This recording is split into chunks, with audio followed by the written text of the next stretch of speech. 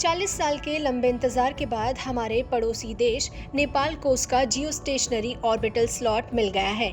यानी नेपाल को धरती के ऊपर अंतरिक्ष में अपने सैटेलाइट लॉन्च करने के लिए एक ऑर्बिट निर्धारित की गई है। अब नेपाल अपने सैटेलाइट लॉन्च कर सकता है, जिसे लेकर नेपाल टेलीकम्युनिकेशन अथॉरिटी अपना सैटेलाइट छोड़ने की तैयारी कर रहा है। नेपाल को अपना सैटेलाइट छोड़ने से करोड़ों रुपयों की बचत होगी। एनटीए नेपाल की संचार व्यवस्था, ब्रॉडकास्ट और एविएशन को लेकर पहले सैटेलाइट की तैयारी में जुट गया है। इंटरनेशनल टेलीकम्युनिकेशन यूनियन ने नेपाल को 1984 में ऑर्बिटल स्लॉट दिया था, लेकिन धरती के ऊपर कक्षाओं में ज्यादा ट्रैफिक होने की वजह से उसे सैटेलाइट छोड़ने की अनुमति नहीं मिल रही थी। अब नेपाल में कनेक्टिविटी बढ़ रही है। नेपाल में नई टेलीकम्युनिकेशन पॉलिसी आ रही है, इसीलिए नेपाल की सरकार ने पिछले साल सितंबर में आईटीयू से उसका स्लॉट देने की अनुमति मांगी थी। एनटीए के मीन प्रसाद आर्यन ने नेपाली टाइम्स को बताया कि हमने अलग अलग कंपनियों से कोटेशन मांगे हैं।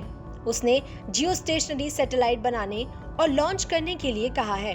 हम इसके साथ ही इससे संबंधित नए रेगुलेटरी नियम भी बनाएंगे। एनटीए के सैटेलाइट को लेकर सलाह देने के लिए नेपाल सरकार के सामने भारत, चीन, यूके, फ्रांस, सिंगापुर, यूएई और जर्मनी ने अपनी तरफ से सहमति दी है। आर्यन ने कहा कि हम उस देश का चयन करेंगे जिसके पास 50% अनुभव हो, 40% योग्यता और 10% टेक्निकल और आर्थिक क्षमता मजबूत होगी।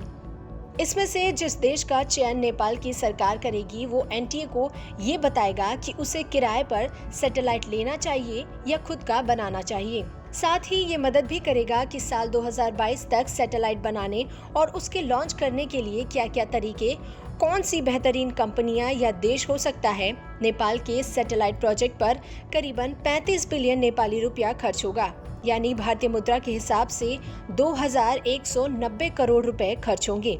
लेकिन इसकी मदद से नेपाल सरकार अपने डीटीएच सैटेलाइट सर्विसेज का बैंडविड्थ और 50 अन्य सैटेलाइट टेलीकम्युनिकेशन चैनल्स का सालाना किराया बचेगा।